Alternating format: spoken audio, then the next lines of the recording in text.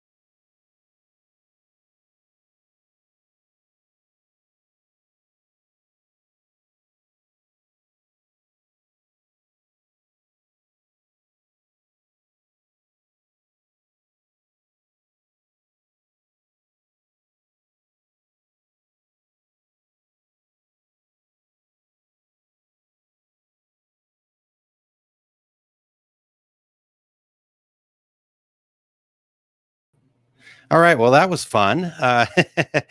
No, Sandy, it was my internet just went out completely.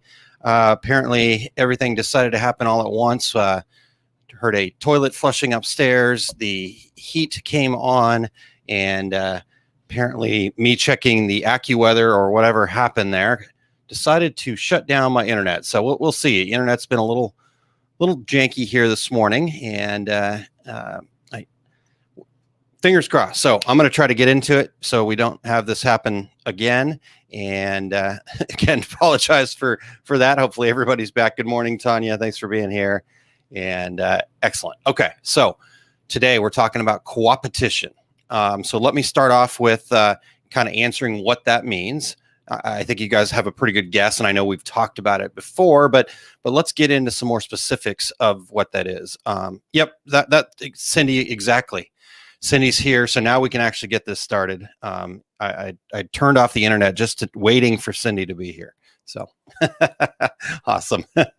All right. Yeah, janky internet is the worst. I don't know. It's one of those things. It happens, right? The snow's coming down, so I'm sure that doesn't help things. Yeah, but hey, you know what? We deal with it. We move forward. Thank you guys for hanging in there and coming back and making sure that you stuck around. And appreciate that. Well, there you go. That could also be it, Jerry. Maybe it was because I was talking about all the cold weather that we froze up, and there we go. So fun times. All right. So like I said, I want to get into this. I want to get through quickly here and let you guys get off to your Saturdays. And I've got things on my Saturday docket here. So I can't wait to, get a lot of things done today and really enjoy the weekend and spending a little time with the family. Good morning, Heidi. Thanks for being here. And all right. So we're talking Coopetition. And like I said, I know we've talked about it a little bit, but I'm going to define it a little more clearly, kind of let you know where this came from my, where I heard about it first. And then what I want to do is, and I really want you guys to be involved in this, please. If you guys can kind of share your ideas for how we can kind of better work together a little bit more, more Coopetition in our lives, what it means for you, where you can see that working, and those types of things. So be prepared for that. Start pumping in there anytime you guys want. But let's just define it really quickly. Obviously, it's a made-up word. I'm pretty sure. I guess I should have gone and looked in the dictionary, but Coopetition seems to be a made-up word. It may be a real word now. Who knows? So somebody wants to go check that. You can do that. But what Coopetition is all about, it really is basically the art of looking at somebody that is a competitor, somebody that you're competing for something with, and then figuring out how you guys can compete together for the greater good of the whole, right? For the opportunity to both grow and still, have that competitive spirit, right? And where this came from for me is in the volleyball world. So if you don't know me, I am a volleyball nut. That's my other thing. That's my passion in life. And inside the volleyball world, it's obviously a team sport, right? And that team sport means that you've got 6 spots on the court at one time in the indoor game here. You've got 6 spots on the court at one time that's your team. And those 6 players are the ones that are actually playing the game at that particular moment. But if you look at team sports, let's say basketball and volleyball and football and, any of those team sports out there, typically there are also people off to the side of the court. You got your coaches and the trainers and things like that. But there are also other players, athletes that are not on the court, right? And they really want to be on the court. That's the whole reason they get on that team, is so they can be on the court. But that team is only as good as everybody, right? Not just the 6 players on the court, but they're only as good, so the coach has parts to play in that. The other players have parts to play in that. And you can tell by looking at a team and their demeanor and how they interact and what's going on as to how strong that team really is. And so where this came from for me is okay, so you see the game, but in the practices and stuff, you've got to do drills and different things like that to improve the player skills as a coach, right? And what happens is that's where everybody on the team, even the athletes that aren't on the court all the time, that's where they're participating. That's where they're working hard. That's where they're training, right? So within that, you've got to get better, but you also want them to compete, so that kid that's, there we go. Thank you, Christine. Bringing information. Coopetition was the word of the day for the OED August of 2020. So it's a real word. OED is Oxford English Dictionary. So we'll say it's a real word. All right, perfect. So it is a real word. So back to what I was saying. Anyhow, so you want those athletes that are not necessarily the starters, you want them still competing, right? And so they're competing with their teammate for that spot. That you want them to work hard.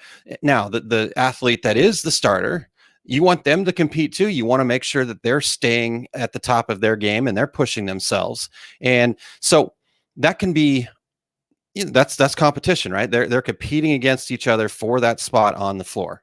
Well, where this really kind of came home for me, and this was something that I always did when I was coaching.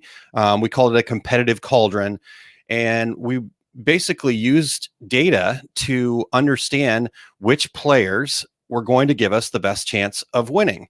And so we would do drills that had points and scoring and stuff like that, because you can look at players and you can look at the athletes and go, okay, they're really good, they've got to improve their skills, all that, and you kind of got the smell test, right?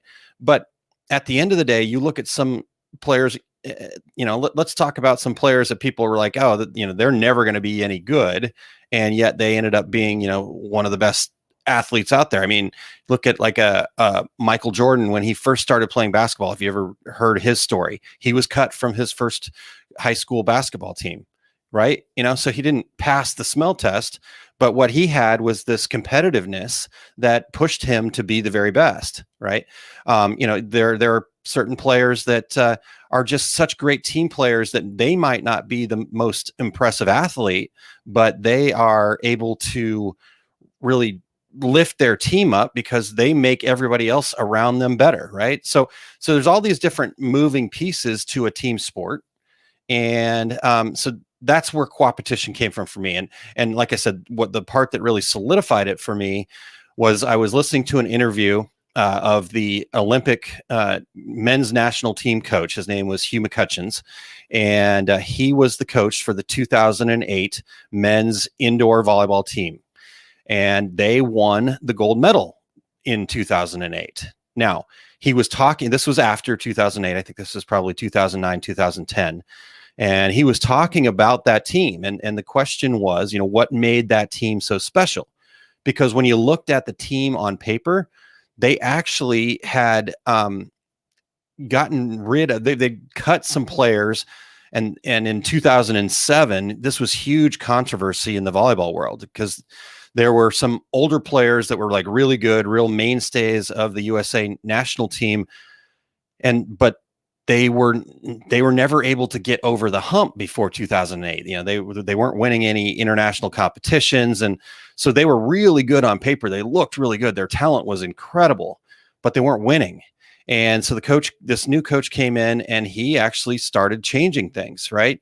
And the changes that he made, like I said, at the time were very controversial. Oh, that guy's the best setter in the world, or that guy's and what ended up happening and what he explained later, which he looked for the players that were going to give the team the best opportunity to win, because there were different roles. There was a guy actually from where I'm from here in St. Louis. His name was Scott Tazinski. His name still is Scott Tazinski. In fact, I run into him every once in a while here in the volleyball circles. Anyhow, he was on that team. He barely played throughout the entire Olympics, but you can go back to almost every athlete on that team and ask who the most important player on their team was that year. And most of them will point to Scott Tazinski because he was such a consummate professional. He worked really hard. He did whatever the rest of his teammates needed to win. And so he brought everybody else up. Did he want to be on the court? Absolutely. He fought his butt off in practice to earn himself a role there. And so within all of that, he actually said the word, this coach in that interview said the word coopetition. And it really just kind of boop, light bulb moment for me. That's what I've been doing in the volleyball world. And that's what I'm all about in the business world about too, is that whole a rising tide will lift all boats. And that doesn't mean that we just have to be kumbaya, work together all of the time and not push hard for what we want for us. No, that means that we need to be pushing each other. Sometimes some of the best competitors bring out the best in each other. They're pushing each other to more and greater, and holding each other to higher standards. Some of the best games of volleyball that I've ever played in my career were against guys that, if looking at it, we looked like we hated each other, but we had a ton of respect for each other, and we went at each other hard. We were playing as hard as we could to try to one up the other. But at the end of the day, again, there was this respect. And so that's what it really means to me, is pushing yourself to do more, to be more, because of what's on the other side, and then understanding that there has to be that mutual respect there. There has to be that ability to work together to bring everything up, right? Because if I'm the best in the world at something, but I've got nobody here that is pushing me to be even better, then out of nowhere, somebody's going to show up and just pass me by. But, you look at like tennis, for example. You had Roger Federer and Rafael Nadal, and they, back in their prime, they were always just going at it, and they'll both tell you to this day that if it wasn't for the other, that they wouldn't be as great as they are, because they pushed each other to become better and better and better. And but they had this respect for each other. They had this ability to take that mutual respect and grow the level of their game.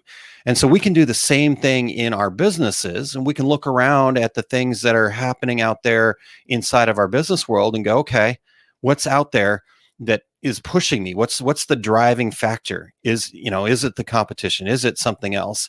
And then the next step from there, though, is then how do you take advantage of that? That's not necessarily the word I'm looking for, but that's what I'm going to go with right now. How do we use that? How do we incorporate that into what we do to then better our business and in turn better everybody else, right? So that is my definition. That's where it came from for me, this whole coopetition thing. It came out of my volleyball world, but I use it and I see it nearly daily in our decorating community, in the business world.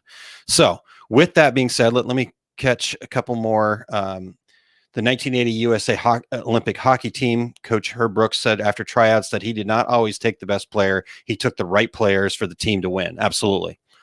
And we can think about that in our own businesses too, in a sense of, maybe it's not always, we can go out and hear all of the best things to do, but what we need to figure out is what is going to be the right thing to do for us, right? So again, one of the things that we do inside our success group is we want to provide the resources and the tools, but we don't say, do this, do this, do this, do this, right? Because everybody's business is different.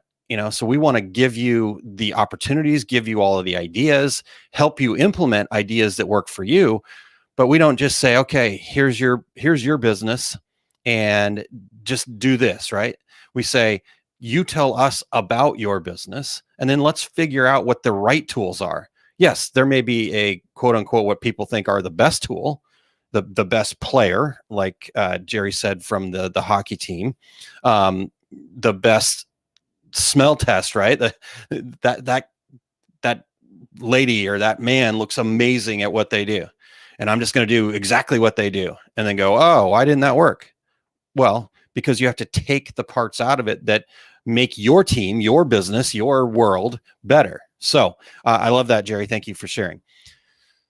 All right, so let's start transitioning. And this is where, again, I'm looking for you guys to share your stories, share your ideas, share your thoughts. How is it that coopetition works in your world?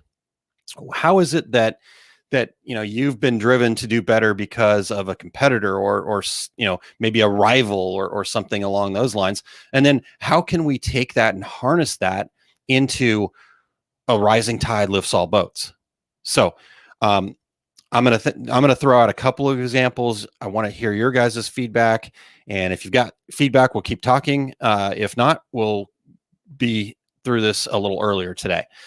So inside of that, couple ideas for you here, a couple thoughts here for you in the business world. So I'm seeing a lot more of this happening, and you see it in some different places, but look around your direct community, right? Look directly around your direct community, and who are the people that are in a similar space?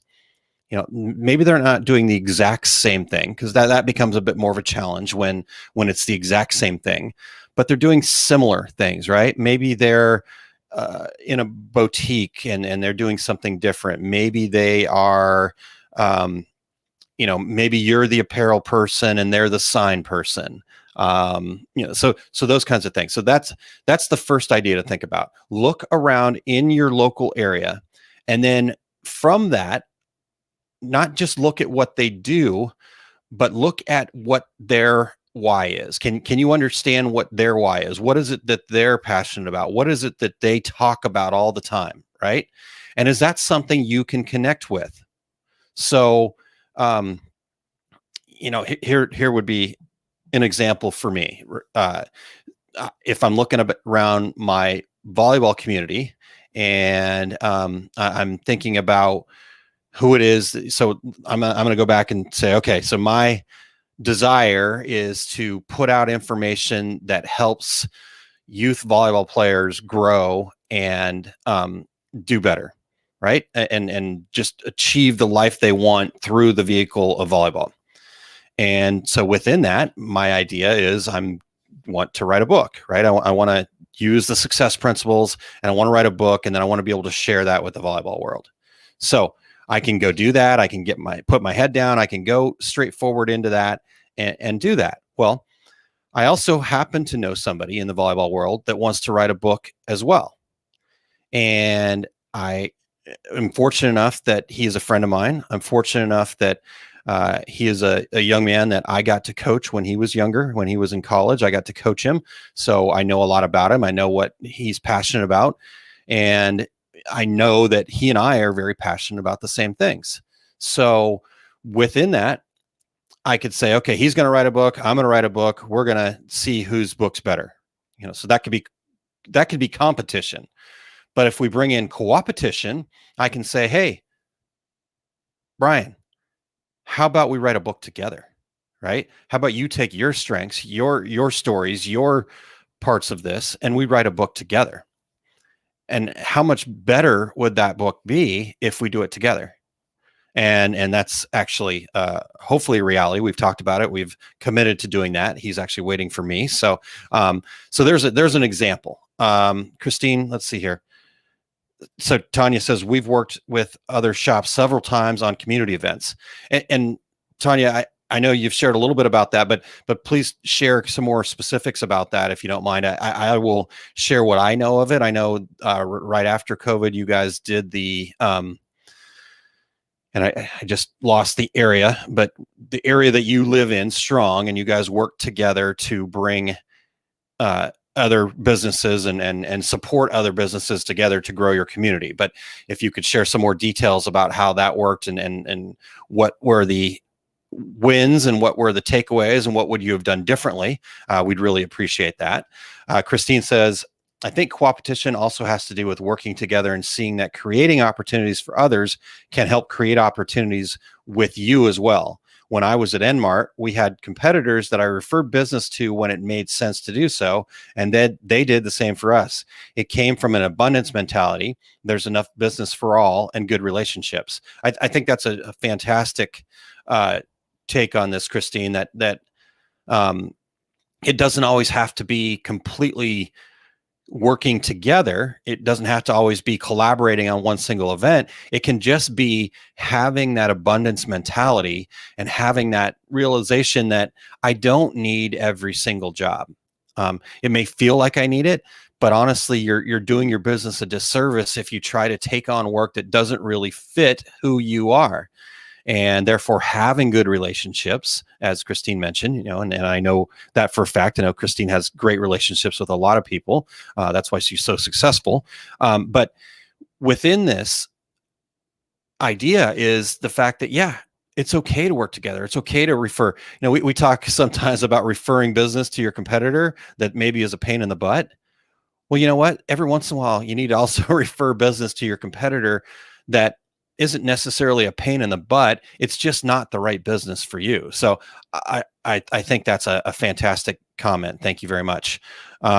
Thank you there, Tanya. Martin County Strong was the name of it. I appreciate that. All right. So Sandy says, I met with a local florist. She is providing the plants. I'm providing the sublimated container, and we'll jointly market. There you go. So again, she could go out, the florist could go out and find her own sublimated items and buy them and then sell them for profit and get all that stuff. But she's a florist. She's going to stick with what she's good at. She's going to, the plants and the arrangements and the things that are important to her. And then you've reached out to her, and because you could do the same thing, right? You could go buy flowers, you could go buy different things and stick them in your stuff and then market them and potentially gain a little bit more profit. But that's not the goal. See, yes, profit's what we want, but trying to squeeze every single ounce of profit out of every order is not the way to success. Trying to gain more profit by doing the right things is. So don't get those two things confused. Having to have like the biggest profit margin on every order is not getting more profit, right? It may be in the very short term, but in the long term, how can you sustain that? If you're trying to do it all yourself, you're trying to, I've got to have every single piece of equipment. I got to do it all. Right. So that's a really great point, Sandy. Thank you for bringing that up. All right. Wendy says, we have another shop in town that we took a chance to working together on a huge we took a chance on working together on a huge project. He is better at sewing and we are better at specialty embroidery. The project turned out awesome. There you go. So bringing your strengths together, right? That's fantastic. And the other part about this that is so fantastic, when you take the opportunity to do that, that can be a little bit scary, right? You're kind of opening the doors. You're kind of letting them in, and they're learning some of your secrets, quote unquote secrets. And real quick on that note, if you think you got a secret in the industry, I can probably pick out at least 4 or 5 other people that have shared the same idea with me, right? And I know Terry can, based on all the conversations he's had. He talks about that all the time, where people, it's like, okay, well, I've got this really great idea. And he's like, oh, you mean the same idea that these other 5 people have had? Again, not to say that your great idea is not a great idea, but the fact that you think it's a secret, it's probably not a complete secret, right? You may have your own spin on it. It may work great for you because of who you are. And so even if the other people have the idea, they might not be able to do it the same way you do it. But to think that there are industry secrets, I think that's a little short-sighted at times. Anyhow, all right, back to what I was talking about with Wendy's project here. So again, that's a little bit scary, but now think about what the other opportunities become, right? So now he is better at sewing, but he's thinking about, oh, wow, look what I could maybe now bring to my business based on this partnership with Wendy. Maybe I can solicit more specialty embroidery projects because I know that now I have this partnership with Wendy that I can fall back on and go, yes, let's tackle this together. And so that's the idea, and vice versa. Now hopefully, Wendy, you're open to more kinds of projects that, you said turned out awesome. So now, great. And that's new opportunity. It didn't mean that you had to have every single bit of every dime of the profit in the project. It meant now you've got new opportunity, and now you can grow, do less work, and grow your profit. So that's fantastic. Thank you for sharing that, Wendy. Tanya says, we raised money for area businesses by selling Martin County Strong shirts. They did design, we did production, and came together in social media and packaging. It was a lot of fun, and we would do it again. Absolutely. That's great. Thank you for sharing that. From our experience working with other shops, it made us both more known in the community and increased new business in scary times. Another huge benefit is getting to know the other shop on a more personal level. Absolutely. That is a great point, Tanya, is that when you start doing those projects together, again, you might have looked at them forever as the competitor that you hate, and I can't believe they do these things and all this other stuff. Do a project with them, get to know them, right? And okay, you may find out afterwards that, okay, I was a little bit right. And that's okay. Now you understand it better. But I think what you're probably going to find out is that they act the way they act because of their circumstances. And once you understand them more on a personal level, like Tanya mentioned here, now you open up all these new opportunities, all this new potential, right? So that's fantastic. Kylene says, working with a local boutique, we make all shirts, but we were able to help them with their DTG demands. Working with local boutique, we all make shirts, but we were able to help them with their DTG demands. This gives them more options for their customers, and we can support them. Absolutely. Yep, exactly. So maybe both doing shirts, but it's not a one size fits all scenario, right? And we refer people back to them all of the time, things that are outside of what we do, or makes more sense that they go and work with them. So it's a two-way street. That's awesome. Thank you, Kylene. People don't understand the value of relationships in business. It's now the cliche, who you know, but forming a community and building relationships helps a ton. Trust means a lot, and you trust people when you know them. I think I'm just going to leave that there. Nothing more for me to add. High five, Christine. Thank you. All right. When we need an embroidery tech to come to town, we reach out to the competition to let them know he's coming to town. Saves us all on travel fees, and our tech loves it too. That's perfect. Eric, thank you. Wendy, that's a fantastic idea, by the way. And the same kind of thing can be said outside of techs, group buys. Have that opportunity to, maybe once a month you get all the competitors together, you sit down, you have a coffee, maybe it's over Zoom these days or whatever, but you just get to know each other. You just talk. What is it that you're challenged with? Maybe you can help them, and then maybe they can help you with the other challenges. I can't stress how important that is. That's fantastic. All right. Eric says, classic pairing, work with sign shops. We did cut vinyl and some banner printing, but it was never our primary function. Getting that huge sign stuff off our plate gave us back our time to do the work we did best and take on more of the right customers for us. That's a fantastic point, Eric. Thank you. The word should have been not and not now. The typos suck. Hey, I think I got the point. So I hope I shared the point correctly, though. All right. We trade or borrow supplies and blanks from other shops, as each of us has a need, even though we are competitors. There you go. That's Coopetition. So great. All right. So any other ideas, any other thoughts about, I think you guys have a pretty good handle on it. And here's the challenge for me is that I know that when I talk about things like this, the fact that you guys that are showing up and are participating, you guys get this, right? So it's really important for me to share, but I know that the folks that are showing up and coming. So I appreciate you sharing the examples, and hopefully what you'll do too is you'll share this with those people that don't quite get it, right? The people that aren't out there trying to consume knowledge, that are just trying to be, I have to do everything. I'm all in there. So that would be another thing, get out there, share this information.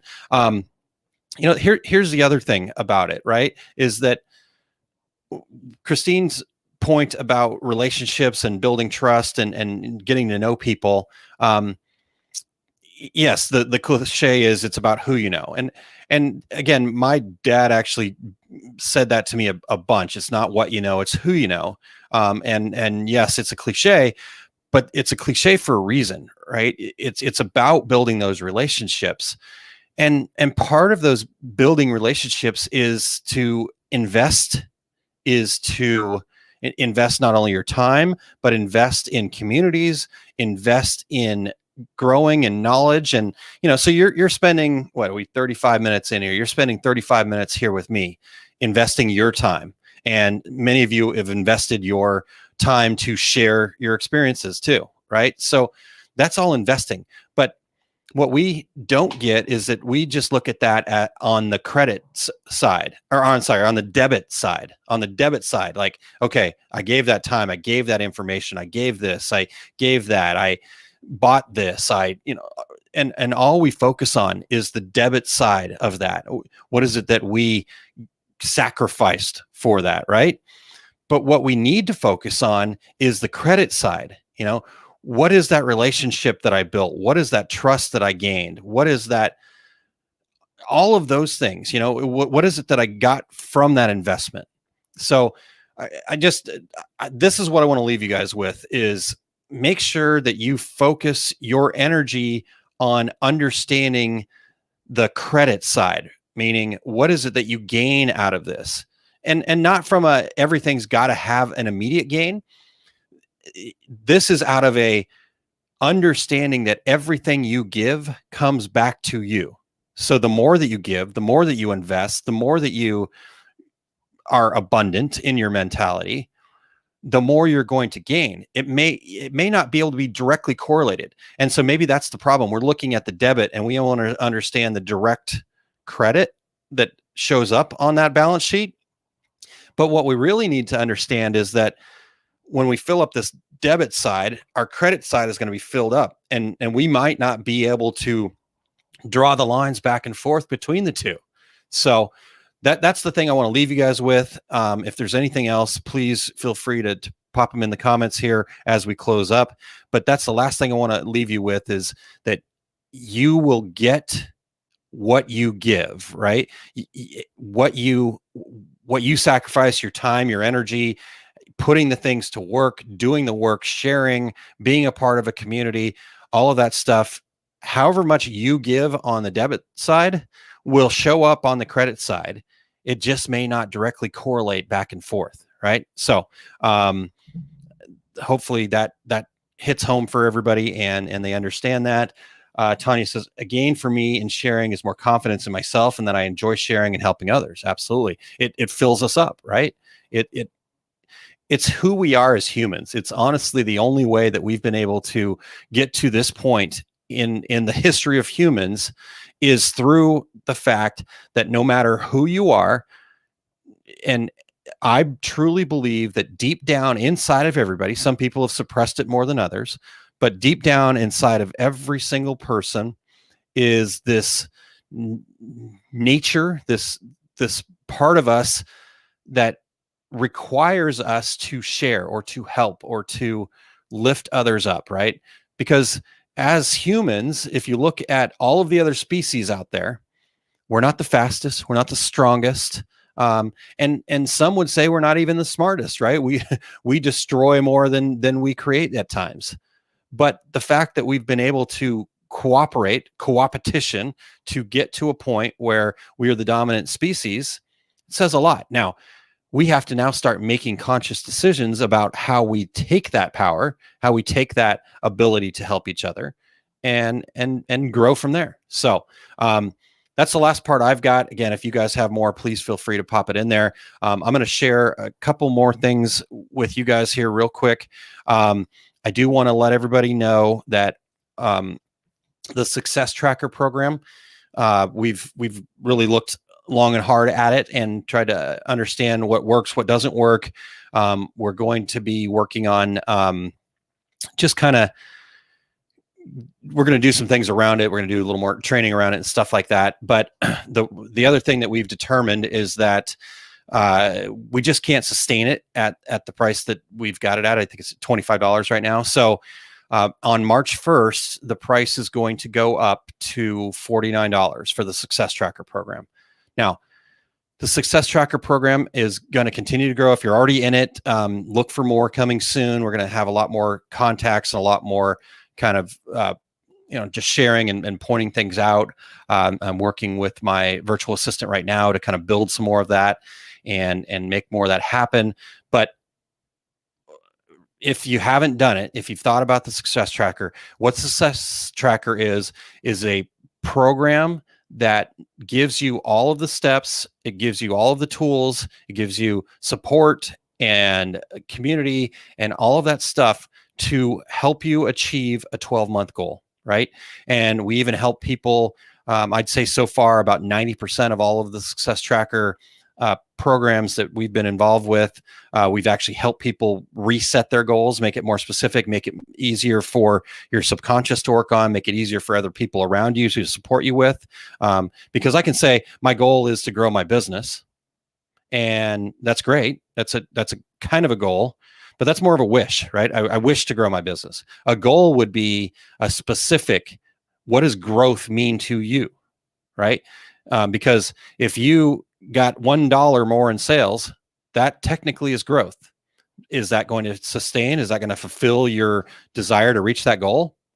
That's up to you, right? I can't tell you that. So you've got to be more specific about what that goal is. What is growth, right? Is it new customers? Is it new revenue? Is it profit? Is it just net sales? Is it more reach, more people knowing about you? Get into the specifics. So that's the other part of it. We give a lot of feedback there. And again, at the end of the day, it comes back to what are you willing to put into it, right? Are you willing to take the time to answer those questions?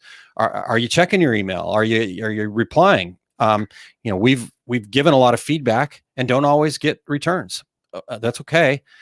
I mean, it drives me nuts because I take it a little bit personally, and I shouldn't. But I want more for people than at times it feels like they want for themselves. So that's my quick soapbox, but that's what it's all about. So that's what Success Tracker is. It's kind of the start of what our success group's all about. Our foundation is based on the success principles, giving you the foundational pieces to really grow your business. And we'd love to talk to more people about our success group. If you're not already a member, we'd love to chat with you and see if it's something that would be of value to you. We've been able to work with quite a few companies on all different ranges, and we're looking at what training we're doing going forward, and our mission is to provide those resources that empower business owners to achieve their idea of success. Again, like I said, I can't tell you if $1 growth is success or not. That's up to you, right? I'm not here to say if you're not making $1 million, you're not successful, because I know that's not true. I know people that are making $5,000 a year and they are super happy, super fulfilled, and they are successful, right? That's what it is that they're all about. And that's perfect. We want to support that. So that's my quick pitch about Success Tracker. But I just want to let everybody know that at the end of this month, the price will be going up.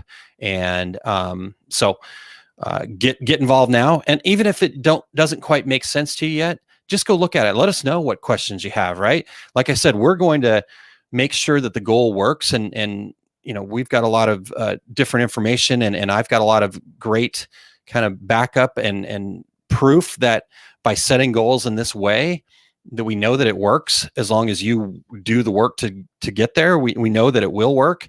And so we're willing to share that with you, but you got to take the initiative on yourself to A, get involved in the program, B, do the work that is then necessary, right? We give you the steps that you need to follow every day. And if you do that every day, you're going to get there. And, it's also, but if you forget, but you got to get back on the horse, right? You got to get back on and just follow the steps every day. I mean, you can't really see it. Let me move here.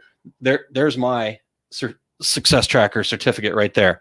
And have I followed the steps every day? No.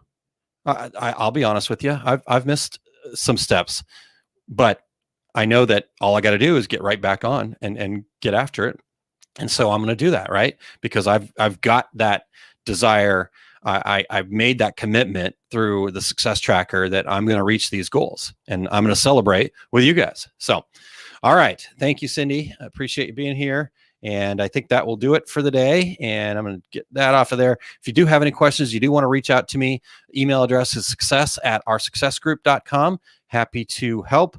And again, you can find all of our information about our success group up above at oursuccessgroup.com. So thank you all for being here. Have a great rest of your Saturday, and we will see you again next Saturday.